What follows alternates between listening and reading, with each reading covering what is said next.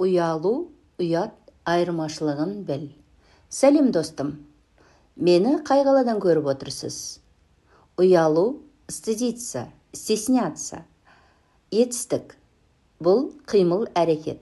Адам бір нәрседен ұялады. Мысалы, ол көпшілік алдында ұялды. Он стеснялся перед людьми. Мен сұрақ қоюдан ұяламын. Я стесняюсь задавать вопрос. Уялу – это действие. Ұят, стыд, стыдно. Зат есім. Бұл сезім, ұғым. Ұят – моральдық түсінік. Мысалы, бұл ұят. Это стыдно.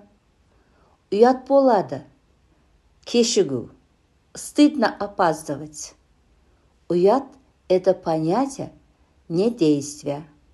Уялу – стесняться. Уят – стыд. Бір төбір, бірақ мағынасы бөлек. Қазақ тілін үйренуге пайдам тиіп жатса қуанамын. Парақшама тіркеліп, лайк басып кет.